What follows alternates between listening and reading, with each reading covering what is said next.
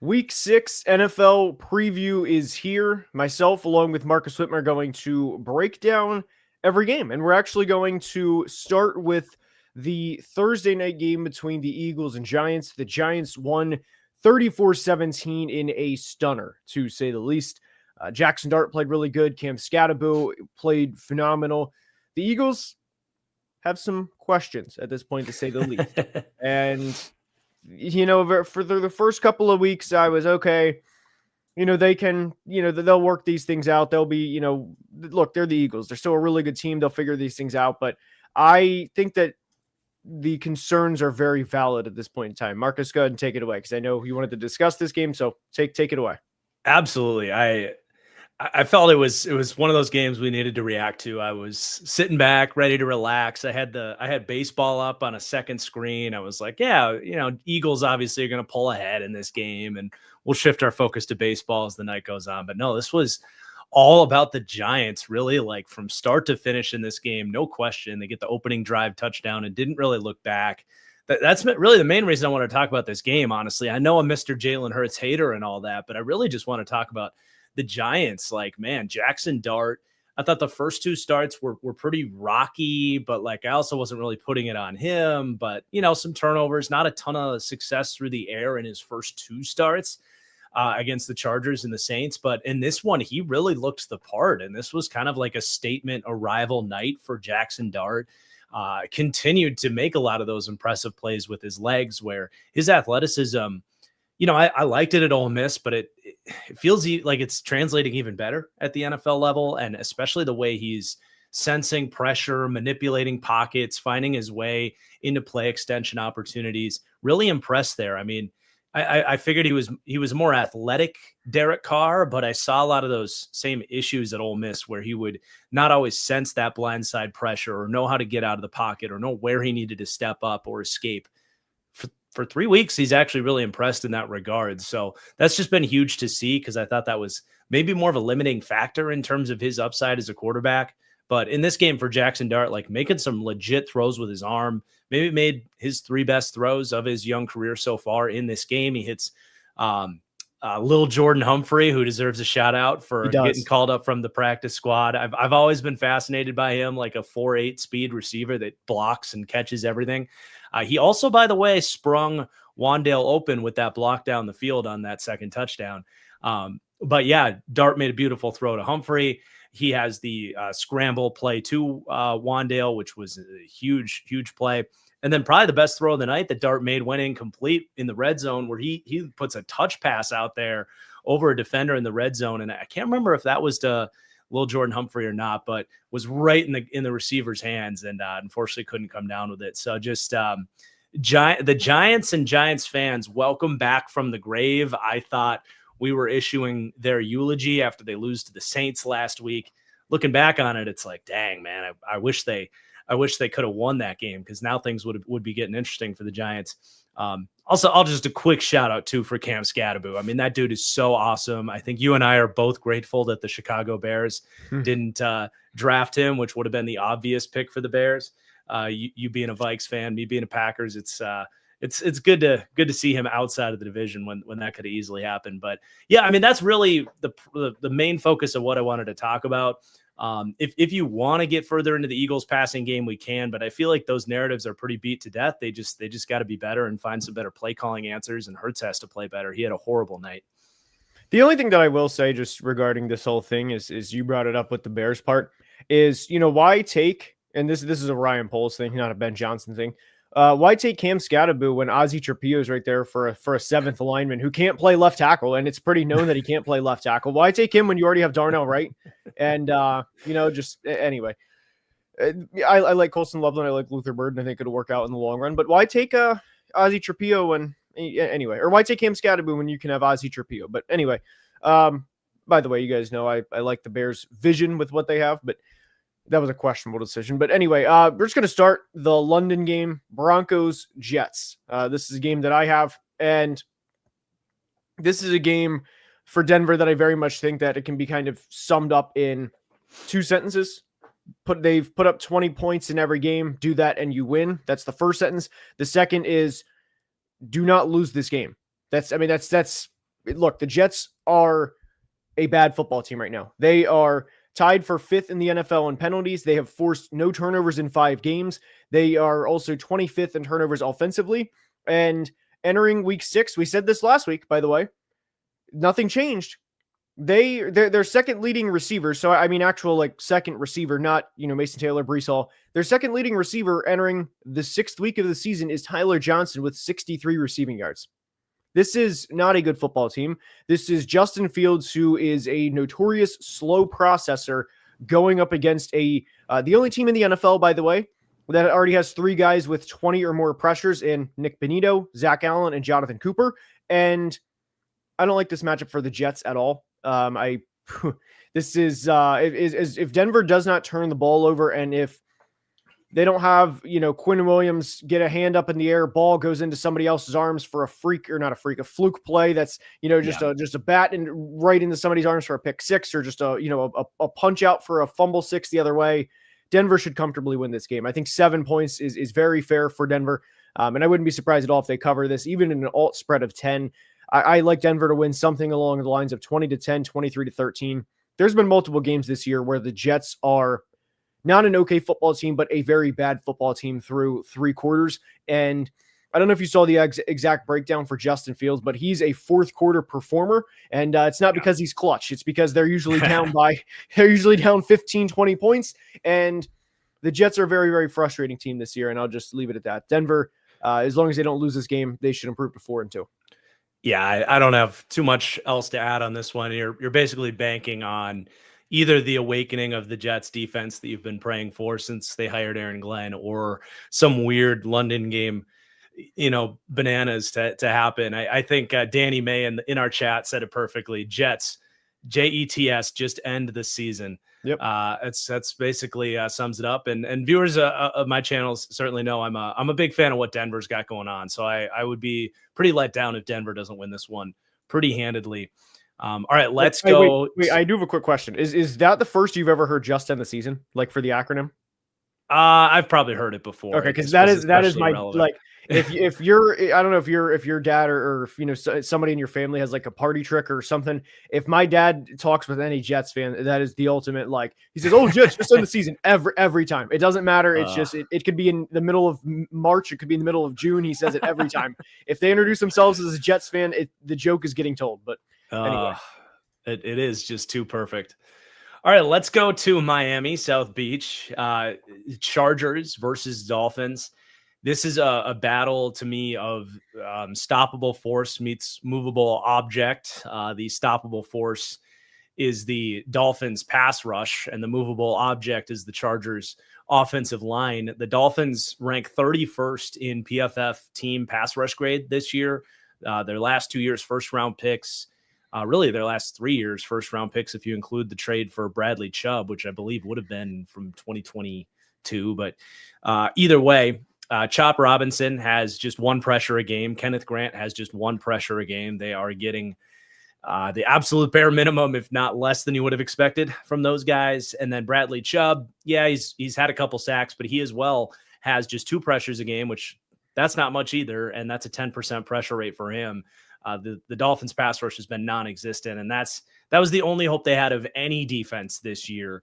But you're going against a Chargers offensive line that conveniently they announced right before we went live here that Joe Alt is going to miss this week. You're also questionable with Jamari Sawyer and Mekhi. I think Mekhi Becton might give it a go this week, but Trey Pipkins is also questionable at right tackle. So the Chargers, as we know, have been going through it with their offensive line. Has been catastrophic the last 2 weeks with losses against the Giants and the Commanders. And I do think this is a winnable game for the Dolphins if the D-line that on paper does still have the players, if they can actually wake up and take advantage of this beat-up Chargers offensive line like the Commanders did last week. I actually think that the Dolphins at home here have a chance in this one. But that's, again, requiring the defensive line that's been anemic this year and Tua to have a complete game. I mean, last week they looked good for like 20 minutes and then everything just kind of fell off the rails. It was kind of inexplicable. Tua just couldn't complete a pass on 3rd down and they kept getting into 3rd and long situations. But, I do think Waddle played well last week. They've got Darren Waller. So I think it's possible for the Dolphins to kind of keep their pulse going in a win this week. But I gotta lean with the Chargers here, just especially with I think Herbert is still playing well, and the receiver matchup against this Dolphins secondary is a huge mismatch. Even if Herbert's under pressure, he might have some quick throws available to these guys. So I got to go Chargers, but I do think this will be a pretty interesting close game. I do think it'll be close. I actually think there's a really good chance Miami covers the spread. But I mean, when it comes down to it, I'm going to trust a Jim Harbaugh team more than I'm going to trust a Mike McDaniel team, especially with the Chargers. I mean, they lose this game. They've lost 3 in a row. And I mean, I think everybody thinks, understandably so, that the Dolphins regime is, kind of on the way out, and I get it. Tua did not play bad last week. So, there's a lot of Tua haters and a lot of people that make jokes about Tua, but he wasn't the reason they lost. They, you run the ball 14 times, you have 19 rushing yards and 14 attempts. That's not going to get it done. And I do think the Chargers can win this game. And I think there's a big difference between 4-2 and 3-3, especially with the rest of the AFC West. Really, Denver's tied with the Chargers rather in the division. KC's right there. I'm gonna go with the Chargers to win as well. So I do want to go to Pittsburgh for the next game, and I will ask this question, and then I'll let you think about it for a minute and then answer, in a second. But when do you think?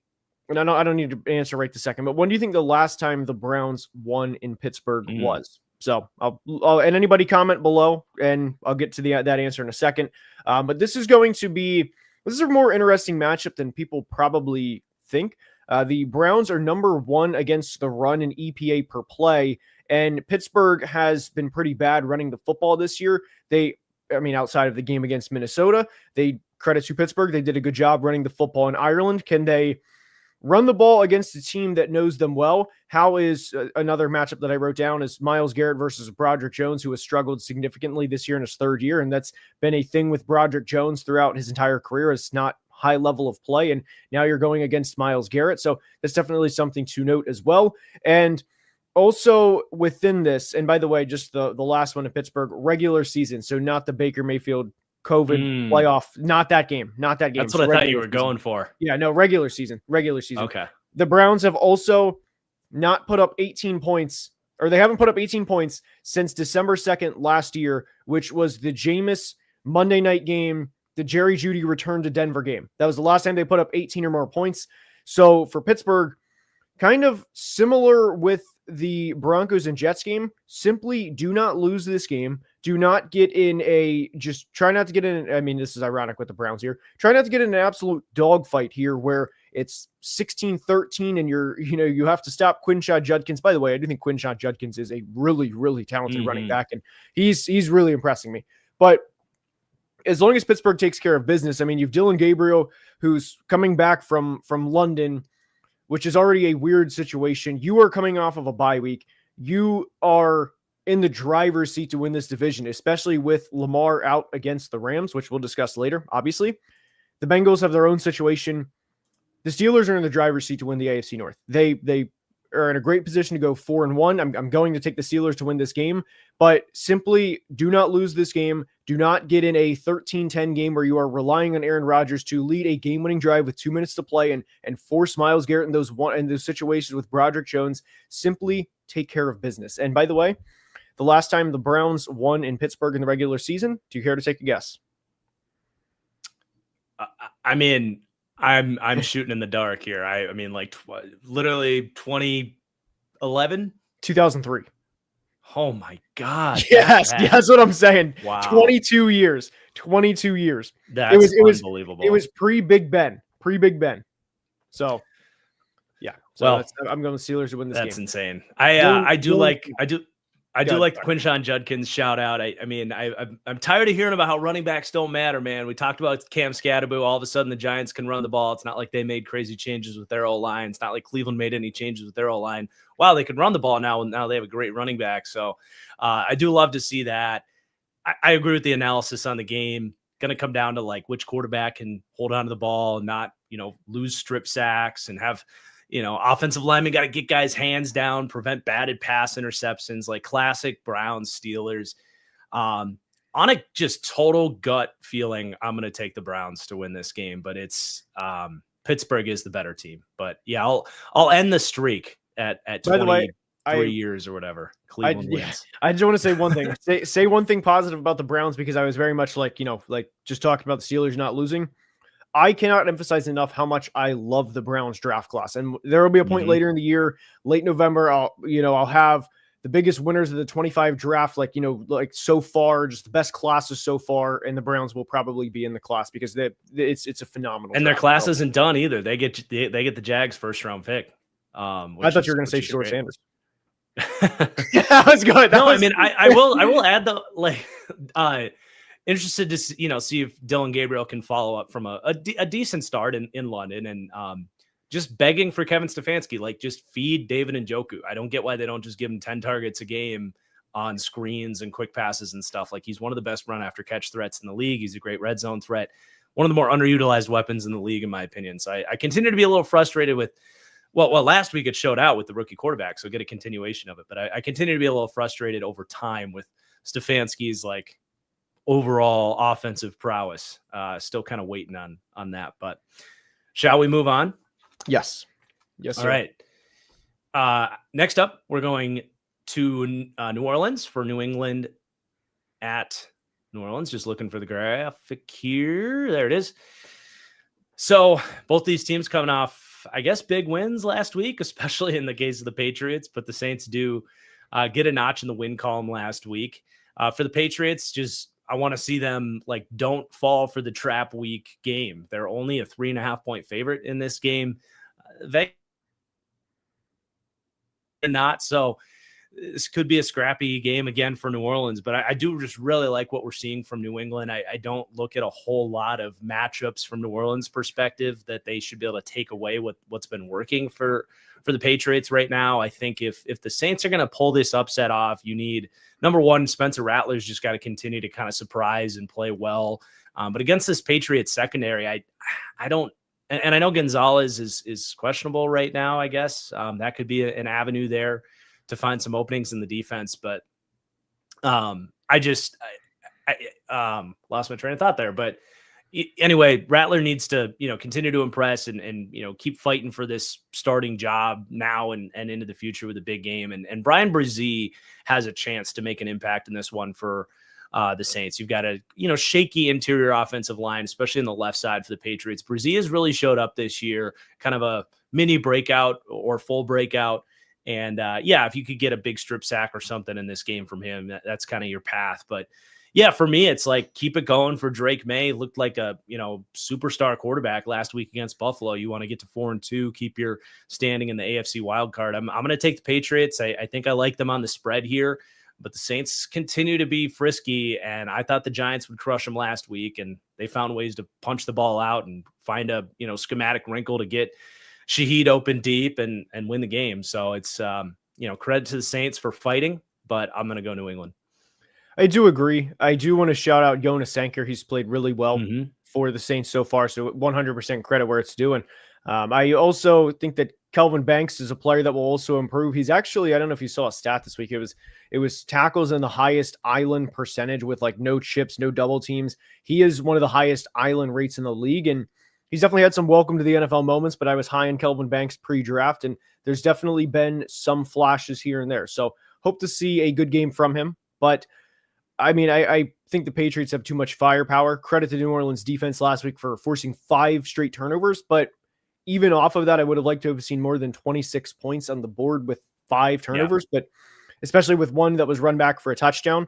And then you had the big 80-plus yard play. Yeah, it was really 2 plays. Right. I would have liked to have seen more than what they did last week. But credit to Saints defense where it's due. But I think that a Mike Vrabel team, or I think Mike Vrabel is going to, preach or has preached all week that, hey, we're not going to drop this game. We are going to come out and, last week's not going to be a fluke. We're going to improve to 4-2, and I'm going to take New England and the points as well. I had one other note I want to make sure I hit on. I'm also interested to see how the backfield shakes out for New England with Antonio Gibson goes down with the ACL. He arguably looked the best out of the 3 backs this year. Wasn't getting the biggest workload out of the 3, but both these backs have struggled. The rookie Henderson and he just hasn't looked good in his touches in terms of vision and creativity. And Stevenson obviously has had these fumbling issues. There was a clip of Mike Vrabel kind of, standing behind Stevenson this week. I like to see that, but can either of these backs kind of not just take a larger workload and all that? There's obviously a fantasy football angle to it, but more importantly, like help the run game. Like they do not have a great run game in New England right now. Can either of these backs kind of settle in and figure it out? Maybe an opportunity to do that this week against this Saints defense that's impressed me against the run, but I still don't look at them on paper as a great run defense. Very fair. So we are going from the Big Easy to Baltimore to discuss Rams-Ravens. And I did see this statistic that whenever the Rams are 4.5 points or more favorites on the road, they were 4.5 points, or they were 4.5 point favorites, I think, earlier in the year against Tennessee on the road. Just for reference, whenever they're on the road favored by 4.5 or more, the Rams are 16-0 under Sean McVay, which is an insane stat. And I'll be honest, I don't think the Ravens are going to be able to hang with the Rams in this game, because this is a bad matchup for the Ravens. This is a defense that has struggled. They've allowed more points this year in 5 games than the legendary 2000 Ravens defense did in the entire 16-game season. They miscommunicate a lot. There's a lot of, if you watch this defense, there's a lot of, a lot of players. There's a lot of times there's a lot of it seems like there's not all on the same page. And there was a quote from Ray Lewis one time that basically said, hey, look, if we're all going to, miss the assignment or whatever, we all need to at least be on the same page of missing the set assignment. And that way we don't have somebody, either coming on a blitz in a cover 2 and there's nobody where the safety should be type thing, whatever. And I just don't think this is a good matchup for the Ravens, especially with Lamar out again. The Ravens obviously have several guys out defensively as well. Puka Nacua, Devontae Adams could be in for a really good day. This could be a game where Puka goes for 150 plus pretty quickly, by the middle of the third quarter, or this could be a game where the Rams are up, 21-7, 28-10 at halftime, and then kind of call the dogs off in the second half. I was not impressed with the Ravens last week, obviously. And I have a lot of concerns right now for the long-term outlook in Baltimore right now with John Harbaugh, with Zach Orr, the defensive coordinator, and it has more to do with than just having a couple of guys out. So quite frankly, I would be really surprised if the Rams lose this game. And I know, especially this season in particular, there's been a lot of upsets every week, and it seems like it's more any given Sunday than ever before. But this is one. This is one. If the Rams fall to 3-3 against the Cooper Rush-led Ravens, especially with what we saw last week, they allowed 44 points to the Texans. I'd be surprised if the Rams lose this game. Yeah, I'm with you. I like what you said about the kind of coverage busts and miscommunications for the Ravens. That's definitely why they went to go get Alohi Gilman, who's familiar with this system. It's the same thing they run with the Chargers. So I'm interested to see if he's out there full go, like if they're just kind of plug and play, like, hey, the terminology, it's all the same. We're going to drop you right in here.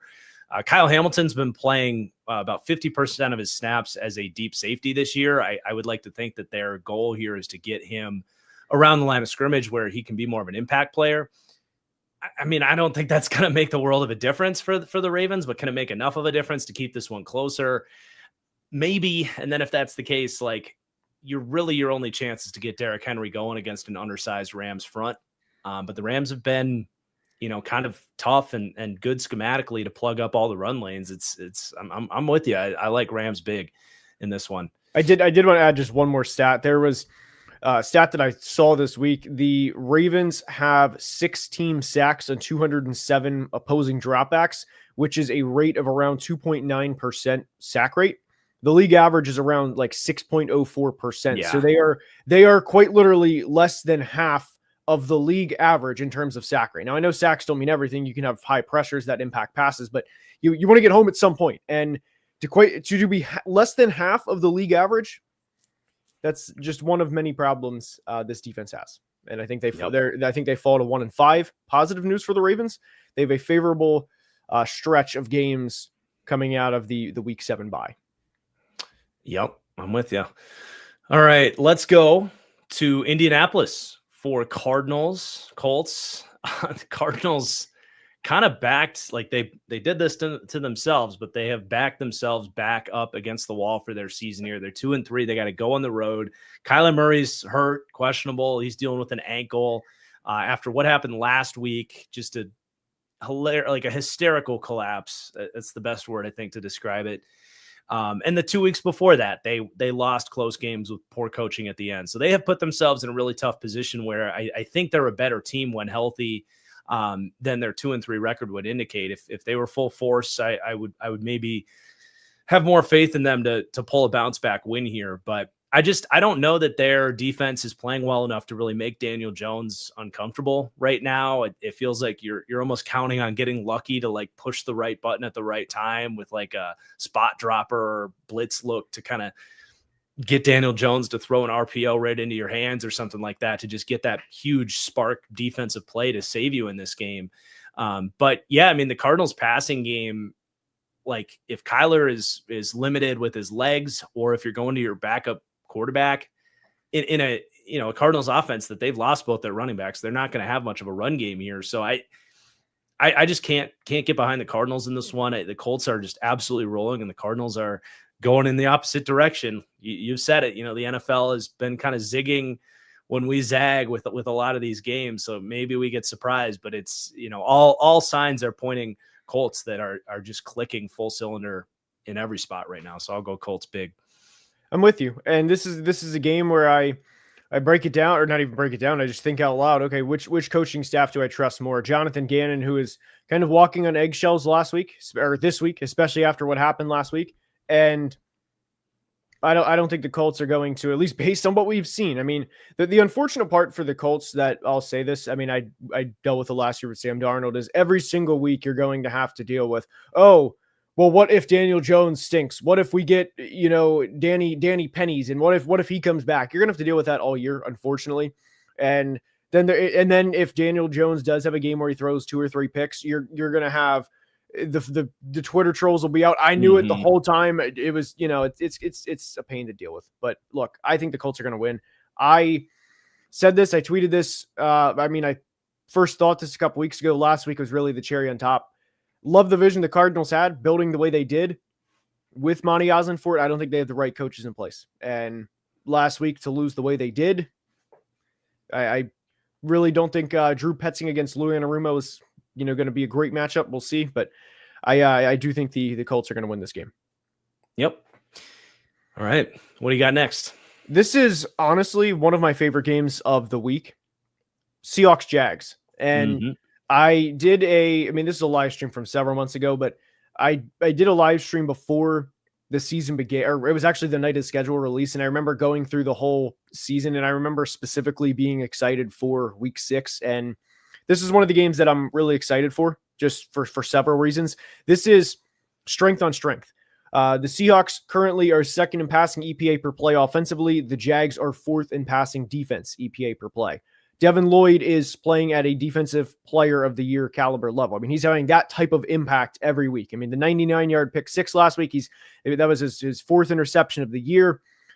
Josh Hines-Allen and Trayvon Walker, obviously a really good pass rushing duo, although the Jags did miss Trayvon Walker last week against the Chiefs. They also traded for Greg Newsome this week. And the Jags are a very, very fun team to watch right now. And there's also, we talked about strength on strength. It's also the movable force against the blockable object? The immovable force versus movable object. Yes, whatever. Look, the point is the Seahawks are 26th in rushing EPA per play. There's not a lot of consistency there. They started out week 1.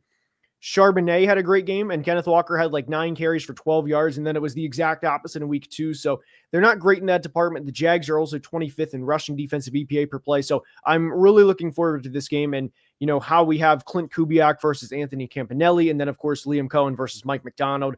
This is, to me, like must-watch chess pieces going, and just seeing how this game is going to be played. The Seahawks put up 35 points last week.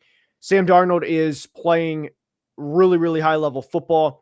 I do still have some questions about Trevor Lawrence, not really questions, because this is kind of, who he is as a player, where he's going to miss plays. Unfortunately, that's just the way that it is. I mean, we're in year 5. I don't think it's going to, at some point, he's just going to be able to hit all the underneath routes the way you'd like him to be able to, not intentionally like slandering Trevor. The Jags are 4-1, so take that for what it is. But I can't wait to see how this game plays out. And also, I have written down this is just it's a huge test for both the Seahawks offense as well as the Jags defense because, like we said, it is strength on strength. I am going to go with the Jags at home to improve to 5-1. Yeah, I like it. I like the pick. I'm also going to go Jags here. Really just two matchups I'm thinking about in this one that I think could very much decide this game is going to be at left tackle, Charles Cross and Josh Hines-Allen. Who gets the better of who in that one, especially against a couple of quarterbacks that can put the ball in harm's way. And that's the other matchup is kind of the Trevor Lawrence, Sam Darnold battle of like who's going to avoid that big mistake, who's going to have a good game. I think both these quarterbacks are seeing the field pretty well and making the throws, but and Sam Darnold's turnover-worthy play rate is actually quite low. He's gotten some bad luck with turnovers, but we know Sam Darnold is at least at any given moment prone to potentially turn the football over, make an aggressive decision that leads to a pick or whatever, just as Trevor Lawrence is. So really just going to be a fun battle, man. I think this is a great matchup, and I've got a video I'm working up on the Jags for you Jags fans, hoping to be able to drop that tomorrow morning, but it's kind of a thorough look at what's working for the Jags. So excited to kind of I want to say one last thing with this. By the way, I love BTJ. I like what the Jags have going. Before I share the stat, have you seen Trevor's big time throw to turnover worthy play ratio? I have. I could probably recite I could probably hit every one of your pop quizzes on the Jags this week because I've been diving deep for the last 3 days into this Jags team. But it's one big time throw to 7 turnover worthy plays. I did sit through all 189 dropbacks of the Jags passing game this week, and it's not as bad as that ratio would indicate. I will just tease that. All right, moving on. Where are we headed to? Let's go to Carolina. I don't know if anybody's actually seen that commercial. Is that a national commercial with they pulled the drawer out and the guy? Do you know? Have you seen that commercial? I have no idea what you're talking about. If I'm being honest. It could just be when I was in Charlotte, it was a local one, but I'm sure people in the chat have seen it. Anyway, Dallas at Carolina, super fun game in the NFC this week. I think whoever's able to pull this one out is going to get some kind of playoff wild card buzz coming out of this game. Big opportunity for both these teams. I think it's a winnable game for both these teams. Will Clark in the chat has confirmed that he loves that commercial, and I'm not crazy. But Carolina has been a different team at home. My wife as well knows exactly what I'm talking about in the chat. Carolina has been very much a home and a road team. They've been much better at home than they have been on the road. Obviously 0-3 on the road, 2-0 at home. And against this Cowboys defense, it's going to give you a ton of opportunities. I think there's going to be a chance for Bryce to have another good game, get T-Mac involved. You've got the Rico Dowdle revenge game. Where the hell did this version of Rico Dowdle come from? I mean, watching him last year, he looked like a jag, just a guy running back, got the bare minimum out of some good blocked runs. But last week, he looked like a superstar. Maybe good time, right place type of deal with Carolina because they get the revenge factor from Rico Dowdle in a game where Chuba Hubbard's going to miss again this week. And that's not to take anything away from Chuba, but Dowdle's just running so well right now. I like that. So I think Carolina moves the ball. And then, of course, I think Dallas moves the ball as well. I've given Dak a ton of praise for how he's played this year. Should be a fun game in Charlotte, I think. And last thing here is a big opportunity in this game for Nick Scorton, I think, who's really passed the eye test for me. He hasn't really had that big signature moment yet. He's gone against he's missed a little bit of time earlier, limited snap count out the gate. He was dealing with like a bruised lung or something like that. It was a weird one. It was a weird one. Yeah. I remember seeing it. Yeah. But he's really looked the part, but he's gone against like the Dolphins offense is kind of a unique matchup for a pass rusher because the ball gets out so quickly. It's kind of hard to make your presence felt. And likewise against the Falcons too, he had a good game there. But they're very much a, Shanahan play action. It's a tough offense to get to the quarterback.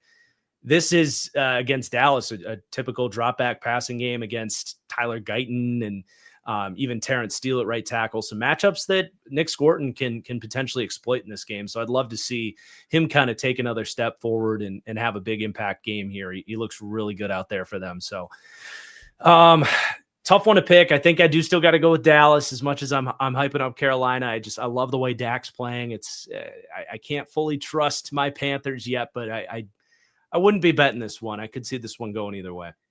By the last sentence you said is my main thing with this game. I would choose Dallas to win. I feel like with Bryce at this point, I know Rico Dowdle had a tremendous game last week, but I can't trust the Panther. I can't trust Bryce Young at this point enough to be able to say, hey, you know what?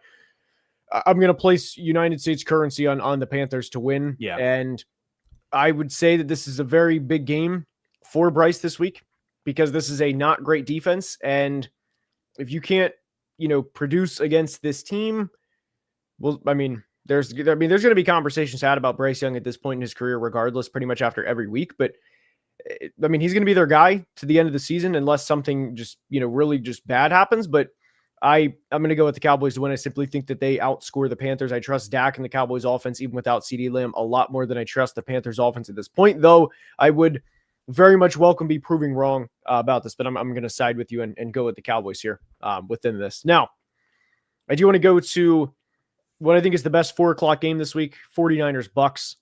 And this is another really interesting matchup, 2 4-1 teams. I feel like for the combined records here that this game is not being discussed as much as it should. Now, obviously, a big reason for that is no Ricky Pearsall, no George Kittle, no Brock Purdy, no Mike Evans, no Godwin, and no Bucky Irving. And then, of course, Elijah Cansey, Cody Mock, they're both, done. Mm-hmm. That's, so.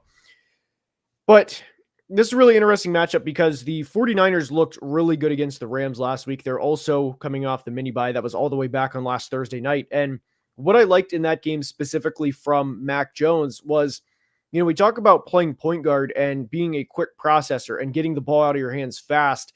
And it's one thing to kind of do that the way the Dolphins have done that over the past couple of years, where they kind of use it as an extension of the run game. But it's another to be able to, instead of having it, be within that 0 to 2 yards from the line of scrimmage, or even, behind the line of scrimmage, it's another thing to do that with, 6 to 10 yards from the line of scrimmage. And I thought Mac Jones did a really good job of that last week. And I would really love to be able to see that continue this week. And they, they looked really good against the Rams. And if they can do that again this week, as well as control the clock, running the football with CMC, this is going to be a really close game. And there's a reason it's only 3 points, even with all of the guys that the 49ers have out. Again, we acknowledge the Bucs also have several players out, but within this, Baker Mayfield right now is playing really, really good football, obviously.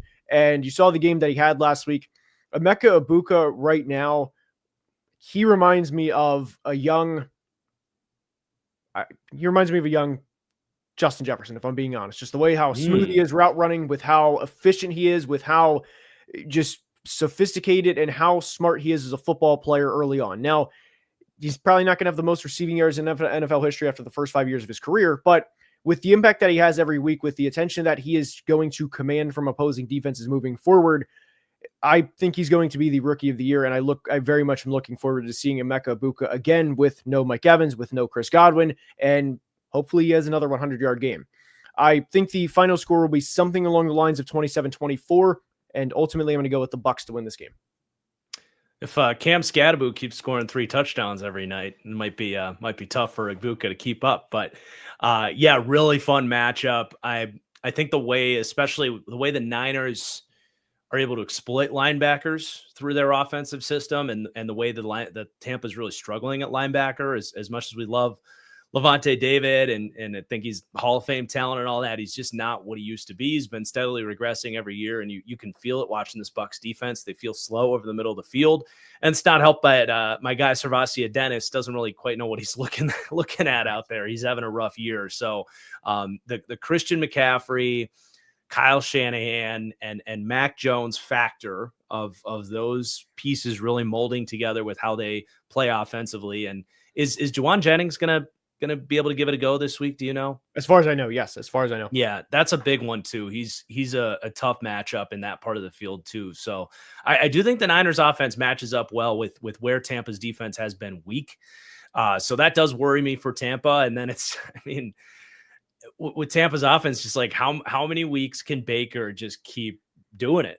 Right. And I haven't seen anything on film to say he can't, but it just everything about their offense, as good as Emeka Egbuka has been, especially with Bucky Irving out, who he felt like the one kind of steady, like go-to chain mover for them. I do just worry that there's going to be at some point in there a letdown week, and the Niners defense has been very frisky. Tampa's at home. They get a little back in that favor. I'm going to go. I'll take the Niners. Okay. All right. Yeah. Not a confident Niners. No, that's probably my least confident pick, I would think, of the week. I think this is going to be another game. This is another Bucks game. It's going to come down to the wire. It's going to come down to so Bucks fans. If you're looking for a stress-free game, it's not going to be stress-free. It's not. I don't think that's coming the rest of the year, man. This right. I keep saying the Bucks every game is an episode of John Wick. Like it's just you're nonstop chaos for 60 minutes. Yep. But no better QB, I think, to drag you through that than Baker. He's built for it. All right. Let's go to Titans Raiders. This is quietly an interesting game. Maybe Tennessee gets their win. The Raiders are like right on the edge of panic, like terror territory. I don't know. I'm trying to hype this one up a little bit. I do think for Tennessee, we saw at least Cam Ward take advantage of the opportunity to come back in that game. And we saw him finally getting the ball to Calvin Ridley, who's like their best offensive player. So can that ignite something against a Raiders defense that has been truly disappointing this year? To call it Max Crosby or bust is an understatement. Like I'll ask you the same question I asked the people on my podcast this week. Who do you think is the second best player in the Raiders defense right now? I would Malcolm Kuntz, probably. That's on paper. Yeah, but he's been horrible. That's what I mean. That's a difficult question. Yeah, I think Jamal Adams has been their second best player, but it's tough. It's a really tough question. I mean, it's you talk about like the 2007 Cleveland Cavaliers with LeBron leading like Eric Snow and Zydrunas Ilgauskas. That is Max Crosby with that team now. So yeah, absolutely. So yeah, it's a matchup. I'm at least fascinated to see that matchup of like, okay, Titans got a little bit going last week. The Raiders defense has been so bad, but I feel like there's a little more to be unlocked there. I still like the defensive coaching they have there. So I don't know. I'm at least interested for that side of the ball. On the flip side, Geno's just not playing well. It's not looking great for Brock Bowers again. He didn't practice again today. I really think they've been feeling the loss of Brock Bowers. I mean, I like to think that their entire offensive infrastructure was put together this offseason with the idea that they're going to funnel their offense through him. And they've been kind of scrambling to find answers otherwise. And, Trey Tucker's done some good stuff, but they haven't really been able to unlock Ashton Ginty. So, Titans defense hasn't given me too much to get excited about this year. So it should be a kind of a clash of mid there. I would give the favor to the Titans, I think, in that matchup though. So I think I'm actually going to go Titans to get to 2-4 in this one. I just don't like where the Raiders are at. That's very fair. But I mean, look, I know the Raiders have struggled this year. Obviously, I mean, look, they lost by 34 points last week. I'm not going to discuss the Titans head coach. I've discussed him plenty of times. And people know how I feel about that. People know how I feel about him. I'm sure he's a fine person. I'm sure he's a fine man with his family, whatever. I just don't think he's a great NFL head coach. And I haven't said his name, but I trust a Pete Carroll team, even despite every reason not to, more than I trust the Titans. And look, the Raiders, to me, man, this is actually a tough game to predict just because you can go with either side. I'm still going to go with the Raiders, man. I don't trust the Titans. I mean, look what it required for the Titans to win a single game last week. It required the drop touchdown. It required the Looney Tune style interception that the Cardinals dropped. And then they had to, they still had to, convert the 2-point conversion, or was it 2-point? I think it was 2-point conversion, whatever. There was a lot that required that. There was a lot going on. There was also an analytical decision. The Titans made the wrong analytical decision within that because they were supposed to go for 2. They didn't. And then they missed the extra point. They could have gone for 2 to make it a 1-score game. Right. It would have made it 9-7. It was 21-12. They could have made it 21-14. They wanted to make it 21-13. And then Joey Sly missed the extra point. Yes. So, yeah, that was bad. So when you started this, there was a game last year. It was like Titans Jags. It was like 2-11 versus 3-10 or something. And I remember just starting the game And when I was doing the weekly preview last year, and I just said Titans Jags is up, and then I kind of just clapped my hands and I was like, so what are you guys doing this weekend? You know, what's Yeah. what's the hobbies? But I do think the Raiders win. It'll be an interesting game. Yep. All right. Now, my next You're up game next. is Lions Chiefs. I'm going to ask because this is, some people like the chronological order. Do you want to do Bengals Packers because that's still 4:00, and then I'll go Lions Chiefs, Sure. and then and then I'll take Sure. Lions Chiefs and then Bills Falcons back to back. All right. That Wait, sounds good. There was I do have one super chat I wanted to acknowledge before this. Mhm. Alexander said, Marcus, are you ready to lose again against the elite dragon Joe Flacco? Well, there you go. Let me answer that. It is very funny that Flacco, like, he had to play against this defense 2 weeks ago, and now he's like, oh, I thought I was done with these guys, and now he's back out there. I was a little surprised they just came out and made him the starter right away. But I guess 40-year-old quarterback, that was kind of the reason they went after him, was like, we need someone else. We need him right now. And he's about the only QB that can just pick up any offense really at this point.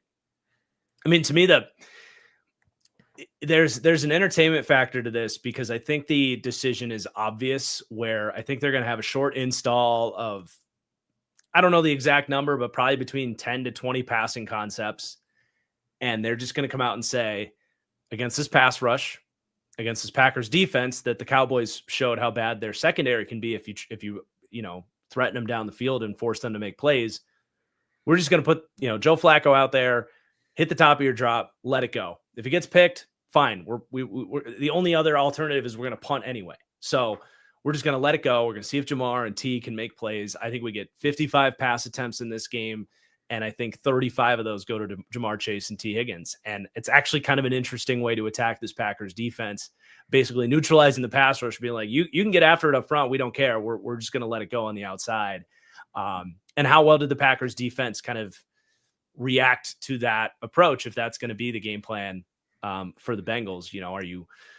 Are you going to do a bracket coverage deal where you've got a couple of, safeties to help out, jump balls and that kind of stuff? Or do they just kind of let it happen like they did against Dallas and fail to make adjustments? So that it will be fascinating. I don't think it's going to work at the end of the day. I think they'll get some exciting plays out of it. And again, I'm just purely speculating that that's going to be the game plan, but I don't know what the hell else they're going to do with Joe Flacco in 1 week with nothing else working in this offense. And that is the one matchup advantage you have is probably the best wide receiver duo against, bottom 3 cornerback room in the league, probably. So we'll see how that goes. But beyond that, I fully expect the Packers offense to not play down to their competition. Well, and I can't fully say that because Cleveland's defense is a much different animal than Cincinnati. Going back to that game, the Packers had a very conservative game plan in that one, just basically assuming they would win on the heels of their defense and not having to make a lot of plays against a great Browns defense. I hope that they learn their lesson though, and kind of take the Bengals seriously here, come out with a full, week of good preparation and a good game plan and a good early, 15 game script, and come out and dominate this Bengals defense as this Packers offense should. I thought they looked great against Dallas last week. So it's a 14.5 point spread. It's a lot to cover, but I do expect Green Bay to take care of business and, kind of get back on track coming off the bye week from how we felt about them after week 2. I do have a couple questions off of this. The first is, is there a level of concern with the coaching, not with like LaFleur, but kind of with LaFleur, but is there a level of concern with the way that you guys handled, and by the way, I'm not trying to get Marcus going. I'm genuinely asking, is there a level of concern with just the way that, after you guys kind of got, after 13-2, it was kind of like, you guys got punched really back in the mouth, if you will. And then it was kind of like, once the floodgates opened, it was pretty bad. Is there a level of concern with that defensively off the bye? I guess I didn't fully follow what you were saying there. So you're saying after the blocked point after touchdown, it was 13-2 against the Cowboys. Okay. It seemed like after that, it was kind of like you guys got a good uppercut to the chin. And then it was like, oh my gosh, what do we do? And then, the Cowboys put up 40. So is there a level of concern? Like, hey, if they hit a ball to Jamar early, like, oh man, this could get not ugly because I Sure. still think the Packers are going to win. But is I there get a what you're level saying of now. Yeah. So I do think Dak was so impressive in that game as far as like he's under pressure and he's still making incredible throws anyway. And they were getting contested catch wins on top of it. I think it's going to be really hard for most teams to replicate that. And I would think it would be hard for Dallas to replicate that if that game was played back. They just made a bunch of plays. I know that's kind of oversimplifying it, but I do think like the secondary is an issue if you can go at it, like I talked about with the Bengals, but I still am such a believer that this pass rush is top 3 in the league. And I like the coaching staff that they're going to get things back rolling, but they definitely have like, a way to attack them for sure. Okay. Yeah. And Does then that make sense? Yeah, no, 100% does. And then also I said this when the Browns played the Packers a couple weeks ago. Micah, please take it easy on Joe Flacco. He's a 40-year-old man. He's a dad. He is, he's a family. So it's just take it easy on him. And then the second is, we're both going to agree. Obviously, probably 95% of people are going to agree who wins. But do you think the Packers cover? I mean, that is a lot of points. Gun to my head, I would say yes, but as my wife in the chat is chiming in, she's been telling me all week, do not take the Packers to cover double-digit point spread, because when they played the Cowboys, I did an alternate bet for them to win by like 14 points, and that blew up when we were in Mexico. So she's like, don't do it. I would though. Take them to win this one like 31-7. Oh, that wouldn't cover though. 31-17 wouldn't cover. Especially if it's backdoor covers, 31-10 with the backdoor cover especially. Yeah. Oh yeah. Then no. Final answer is no. Right. Because I do think they'll get some they'll get some with these wide receivers. The only thing is like, do you get like 2 pick sixes? And this is like 45 points for the Packers. Flacco's coming out slinging. That. Yeah. I mean, that's I think of Flacco, if like Underdog or the other sites, Prize Picks, if they're silly enough to put a half interception for Flacco on there, like that feels like a lock of the week. He could throw for 400 yards, but there will be an interception in there. All right. So we're going to now transition to Sunday Night Football, and then I'll take Bills, Falcons up after that. So Lions, Chiefs. This is the third time we've had Jared Goff versus Patrick Mahomes. The first was the 2018, the game of games, the 54-51 final. And then the second was the 2023 season opener. It was the game where Kadarius Toney like batted the ball up in the air. Brian Branch picked 6, and then the Lions won. So Jared Goff undefeated against Patrick Mahomes' lifetime. This is going to be, this is going to be a game, man, because this is one of the most looking forward to games, or one of the games I'm most looking forward to all year, because we have John Morton / the Lions offense versus Steve Spagnuolo and the Chiefs defense. The Lions are first in the EPA passing per play this year. The Chiefs are 6th in defensive defensive passing EPA per play this year. So strength on strength, the Lions can obviously run the hell out of the football with Sonic and Knuckles. And I always look forward to the Lions offense going up against elite defenses, because it's, as simple as it is the best that we have to offer right now. The Lions have put up 34 or more points in every game since that week 1 loss to the Packers. And there was a lot of premature overreactions to the Lions and how that the best days were already behind them. But even factoring in the Packers loss that they had back in week 1, the Lions are still averaging more points this year than they did last year. And their offense last year was top 15 in NFL history in terms of points per game. So the Lions are an absolute wagon. And by the way, within everything, I'm actually going to put up a poll now. I've been tossing polls up kind of throughout the stream.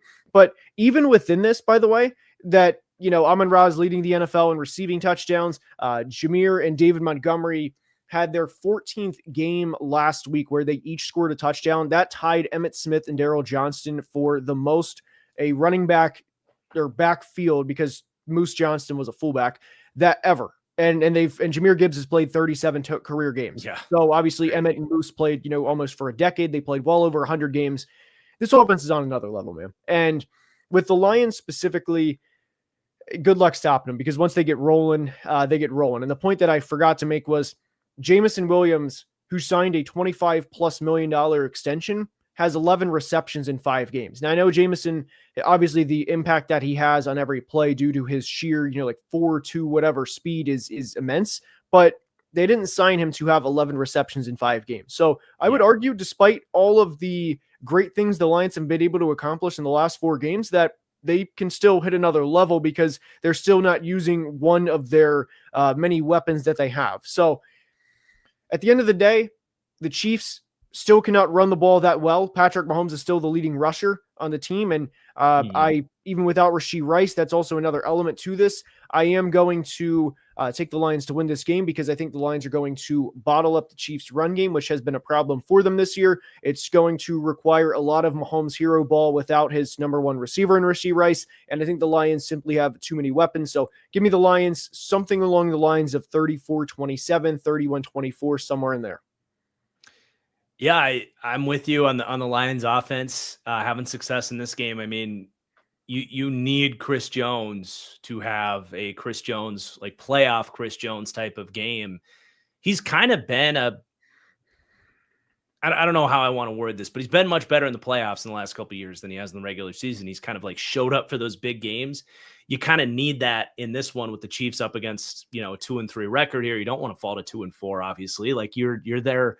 You're then basically starting your playoffs like next week if you fall to 2-4 for the most part. Like they gotta really get things going at that point. The Lions, theoretically, the interior of the offensive line is where you could get to Jared Goff and maybe slow down this offense a little bit, but that's where it's got to come from. I don't know if Taylor Decker, I haven't checked the injury report. Is Taylor Decker playing in this one? I think he was questionable last I saw. I think he's still out. I saw earlier in the week they were kind of like avoiding questions about it, and that one might be a little bit more of a serious injury than they were originally, thinking.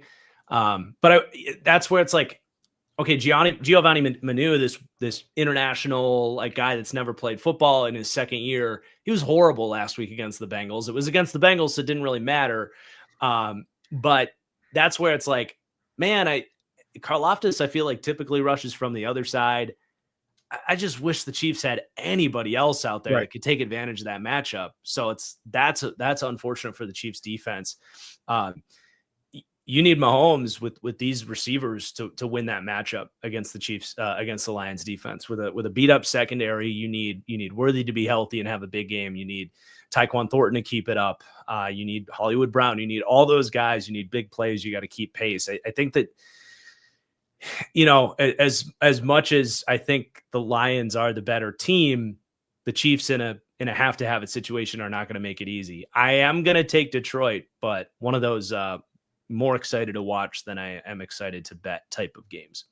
Very fair. And I also wanted to add that George Karlaftis is actually leading the NFL in pressures at the moment. So that's that's pretty surprising through the first 5 weeks, but yeah, he's an interesting guy. I feel like he gets a lot of those like, oh, I'm 2 feet away from you and I force you to run away from me type of scrambles, not like, truly beating his guy type of pressures. But like watching the Chiefs, I feel like I haven't felt George Karlaftis' presence as much. I would agree. Yeah, I would agree. Now we have Bills Falcons is up for the next game. And I'll be honest, this is a trap game for the Bills, if there's ever been a trap game. Atlanta's coming off of their week 5 bye. And by the way, we have a Monday night doubleheader for anybody who may not be aware. So we have the Monday night doubleheader. The Falcons are coming off their week 5 bye. If there is one area that 100% concerns me with the Buffalo Bills, it is undoubtedly their run defense. Atlanta is obviously tremendous at running the football. They have who I think he's a top 2 running back, if not the best running back in the NFL, in Bijan Robinson. I think Jonathan Taylor would probably be the other back in that conversation at the moment. And Buffalo right now is bottom 5 in average yards per carry against. They are bottom 5 in total rushing yards allowed, and they're also bottom 10 in rushing defensive EPA per play. So whenever you factor all of this in, this really, really worries me, not just with Buffalo in this game, but it also worries me if they can't get to a presentable level defensively against the run by January, because there's a very real scenario in a one game do or die format where you have a batted ball, from Josh. It goes the other way, not necessarily for 6, but in plus field position, they get a touchdown out of it. And if Buffalo can't stop the run, bad things could happen for this team. So with Atlanta coming off a bye, I mean, by the way, I do want to talk about the Bills, and I'm just going to talk about their defense. Obviously, Josh Allen's, he's an MVP front runner for a reason. This team has put up 30 or more points in 4 of their 5 games. Last week, they did not. They lost to the Drake May-led Patriots. Stephon Diggs played phenomenal in his return to Buffalo last week. But I think this game favors Atlanta a lot more than it favors Buffalo. And they're coming off the bye. Obviously their strength is where Buffalo's weakness is. As long as Michael Penix doesn't throw interceptions, obviously Bijan doesn't fumble the football, I'm gonna take the upset. I'm gonna go with Atlanta to beat Buffalo. All right, I like it. I think I could see it. I mean, we saw just a week ago, like Drake May had his big opportunity on Sunday Night Football. Now, obviously Michael Penix, same draft class. He's kind of in a similar spot in terms of like, now he's got some more starts under his belt. He's, some have been better than others, obviously. Primetime game against the Bills, a lot of echoes of that opportunity. I don't know if they'll have the same results, but I do like a lot of points in this game. I'll say that. I would be worried about Atlanta's defense getting exposed in a way that they haven't been really jeopardized this season against some of the opponents they've faced. I feel like this is a different challenge than they've had to go up against. I think Bijan has a big night. I think Atlanta's going to try to establish the run against this Bills defense that's mostly struggled against it. So I could definitely see the upset. I just think the Bills are going to be pissed off and eventually, as much as I like Michael Penix, I think eventually Josh Allen's just going to keep making play after play, and Atlanta's going to be like, God, this guy's a freaking alien. He's the alien. A little different than the quarterbacks we play in our division. Right. So I like the boldness. I don't think it's impossible, but I can't go against the Bills in this one, especially against a Raheem Morris defense that I just don't quite trust yet. That's very fair. No, and then by the way, there's definitely a possibility where Buffalo comes out, they run it up on them. They're up 21-0 by the middle of the second quarter because, maybe they stop the run of the first 6 plays of the game and then they go down and score touchdowns. And it's Buffalo. Betting against Buffalo is bold, but that'll be the bold prediction of the week. Falcons upset. All right. Hungry dog. Like all right. So we got Chicago at Washington, right? Yes. Yeah. Okay. For some reason I screwed up in my notes, but this is a fun game, man. Holy crap. So this is a rematch of the Fail Mary last year. It feels like it's happening at the exact same time for both these teams. So I like the vibes heading to this one. Obviously, Jaden Daniels, Caleb Williams coming out of that draft class. A lot of fun narratives, but boy, is this a big game for both these teams. I mean, it's one you could look back on and say that, the 7 seed in the division was decided here in this game, that type of thing. I'm not saying it's necessarily going to play out all that way, but tough matchup. I disagree with the 4.5 point spread here. I think these teams are poised for a good battle in this one. I really like the way the Bears offense has come together as of late. They did have some hiccups against the Raiders though, that maybe give you some pause. But I kind of like the Bears on a gut feeling this week, man. I really like the way Jaden's playing, but I don't know that the Commanders defense is going to have enough. I know their pass rush woke up against a pair of backup tackles against the Chargers last week, but I don't really trust them to make Caleb uncomfortable in this game. I think, all these receivers coming off the bye week are going to be healthy, ready to go. I think they're going to have just a talent advantage in this one from the Bears offense against Commanders defense. And, obviously if Debo is able to go in this one, that'll be big. I haven't followed up on his status, frankly. But yeah, I'll go Bears. As good as Jaden Daniels looked last week, I think that's just kind of where my gut's at with this one. I'm actually with you. Chicago's coming off the bye week. This one. I know it's cliche to sometimes. Like I know the SEC fans say that it means more, but this one is a circled game. It definitely, if there's ever a game that means more, with how Chicago's season obviously played out last year, did Chicago win a game after this game? I thought, I mean, it was early in the year. Do you remember if they did? No, I don't think I don't think they Okay, did. I don't Did know if they? they won one in like week 18, but anyway, that was Did just they beat the Seahawks like 9-6 or something, or was it? No, that was the other way no, I around. think the Seahawks beat them. I don't know if like they win in week 18 division game. Oh, that game didn't happen. Anyway, That game didn't happen. I do think this one legitimately Was that their only other win though? Yes, they dropped 11 straight or like 10 straight, and They that was dropped 11 straight, and then the Packers pulled all their starters at halftime in a meaningless Week 18 game, and the Bears won. Great, good for them. A win's a win. A win's a win. A win's a win. And ultimately, I'm taking I am going to take the Bears in this one. I thought the Commanders played tremendous last week. Bill on Capitol Hill, Bill Krosky Merritt played phenomenal last week against the Chargers. I mean, huge shout out to Bill for playing the game that he had. But man, I mean, the thing is, the Bears are underdogs for a reason. But the more that I think about this, I know the signs were pointing to him being out again. If I sat and talked myself into it for the next couple of minutes, I could easily go Commanders. But look, I like Chicago. I like what Ben Johnson has. And it's, it was to expect the Bears to come out and put up 35 points every single week right out of the gate was a little unrealistic. But I really think as the season progresses that they're going to get better and better. And now that Ben Johnson had 2 weeks to prepare for this game, I'm going to go with Chicago to win this one. Yeah.